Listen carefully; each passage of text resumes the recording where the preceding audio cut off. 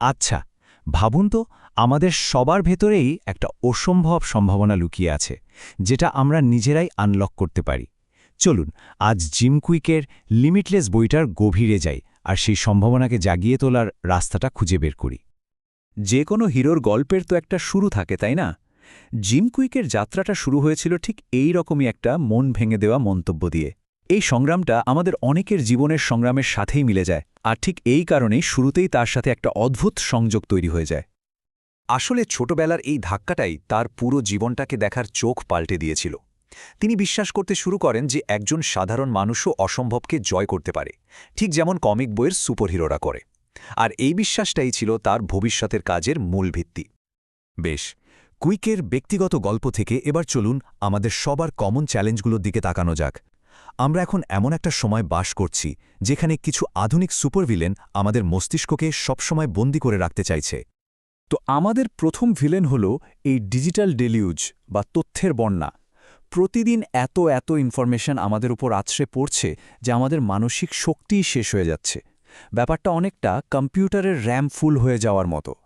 সবকিছু কেমন স্লো হয়ে যায়। এরপর যে ভিলেনটা আসছে সেটাও কিন্তু কম যায় না। এই যে সারাক্ষণ ফোনের নোটিফিকেশন, পপ আপ, এগুলো আমাদের মনোযোগকে ছিনতাই করে নিচ্ছে।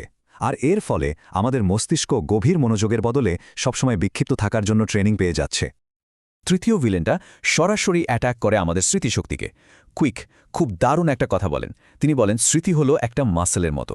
আমরা যখন ফোন নম্বর থেকে শুরু করে সবকিছুর জন্য ডিভাইসের উপর নির্ভর করি, তখন এই মাসেলটা ব্যবহার না হতে হতে দুর্বল হয়ে পড়ে।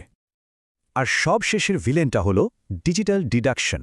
মানে যখন আমরা ডিভাইসগুলোকে আমাদের হয়ে চিন্তা করতে দিই, তখন আমাদের নিজেদের যুক্তিবুদ্ধি, সমস্যা সমাধানের ক্ষমতা কমতে থাকে।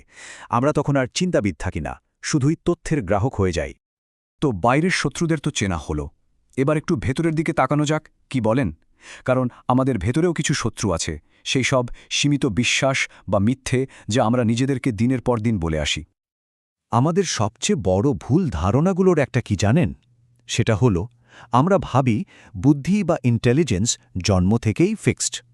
কিন্তু সায়েন্স বলছে আমাদের মস্তিষ্ক আসলে একটা প্লাস্টিকের মতো নমনীয়। আমরা যত নতুন জিনিস শিখি এটা ততই বদলায়। একেই বলে নিউরোপ্লাস্টিসিটি। আরেকটা বড় মিথ্যা হল ভুল করা মানেই হেরে যাওয়া। একদমই না। সত্যি বলতে প্রত্যেকটা ভুল আসলে শেখার একটা নতুন সুযোগ। আইনস্টাইনের মতো বিজ্ঞানীরাও তো হাজারো ভুলের মধ্যে দিয়েই শিখেছেন। তাই ভুল করাটা ব্যর্থতা নয়, বরং উন্নতি করার জন্য একটা ফিডব্যাক মাত্র। আমরা প্রায়ই ভাবি জিনিয়াসরা বুঝি জন্ম থেকেই জিনিয়াস হয়, কিন্তু কুইক বলছেন ব্যাপারটা মোটেও তেমন না। প্রতিভা কোনো জাদু নয়, বরং এটা হলো সঠিক পদ্ধতি আর গভীর অনুশীলনের ফল। মানে যে কেউ চাইলে সঠিক পথের চেষ্টা করে অসাধারণ হয়ে উঠতে পারে। তাহলে প্রশ্ন হলো, এই ভেতরের আর বাইরের শত্রুদের হারাবো কি করে? কুইক আমাদের জন্য একটা দারুণ ফ্রেমওয়ার্ক দিয়েছেন। এটাই হলো আমাদের হিরো হওয়ার গাইড, সম্ভাবনাকে আনলক করার 3টে চাবিকাঠি। দেখুন, মাইন্ডসেট হলো কি সম্ভব সেটা বিশ্বাস করা।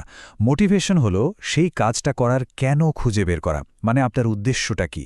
আর মেথড হলো কিভাবে কাজটা করতে হবে, তার রাস্তা।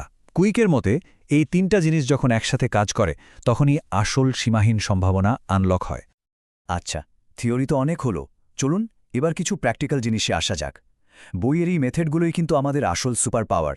এগুলো ব্যবহার করেই আমরা নিজেদেরকে লিমিটলেস করতে পারি।